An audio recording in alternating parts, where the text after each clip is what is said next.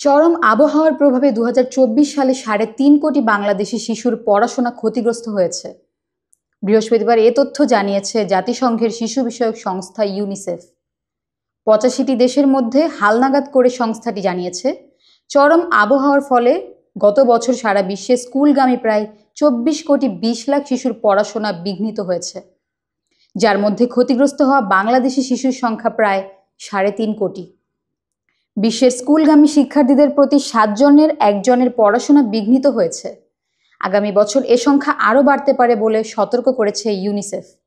সংস্থাটি বলছে, বিশ্বজুড়ে জলবায়ু সংকটের ফলে স্কুলগামী শিশুদের পড়াশোনায় বিঘ্ন ঘটা উপেক্ষিত বিষয়ের একটি। ইউনিসেফের প্রতিবেদনে বলা হয়েছে, চরম ভাবাপন্ন আবহাওয়ার মধ্যে রয়েছে অতিরিক্ত তাপপ্রবাহ, যার ফলে স্কুলগামী শিশুদের উপর নেতিবাচক প্রভাব পড়েছে। সংস্থাটির নির্বাহী পরিচালক ক্যাথেরিন রাসেল সতর্ক করে বলেন, চরম আবহাওয়ায় ক্ষতিগ্রস্ত হওয়ার সবচেয়ে বেশি ঝুঁকিতে আছে শিশুরা। বিশেষ করে যে সকল শ্রেণীকক্ষে প্রচণ্ড গরমে কোনো স্বস্তির ব্যবস্থা নেই, সেখানে শিশুদের পড়াশোনার ক্ষেত্রে মনোযোগ বিঘ্নিত হয়। এছাড়া স্কুলে যাওয়ায় আসার পথ বন্যার পানিতে প্লাবিত হওয়ায় শিশুদের পড়ালেখায় খারাপ প্রভাব।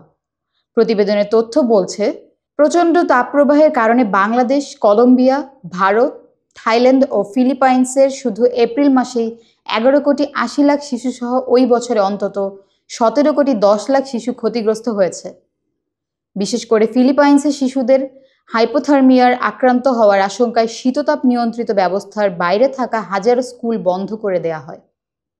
এমন বৈরী পরিস্থিতি সামনের সময়গুলোতে আরও বাড়তে পারে বলেও সতর্ক করেছে ইউনিসেফ।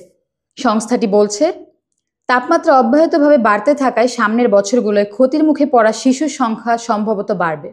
সংস্থাটি আরও বলছে, জলবায়ু ও পরিবেশগত ক্ষতির উচ্চ ঝুঁকিতে থাকা দেশগুলোতে বাস করে প্রায় ১০০ কোটি শিশু, যা বিশ্বের মোট শিশুর অর্ধেক। এক্ষেত্রে শ্রেণীকক্ষগুলোতে ক্ষতি প্রতিরোধী হিসেবে তৈরি করার পরামর্শ দিয়েছে ইউনিসেফ।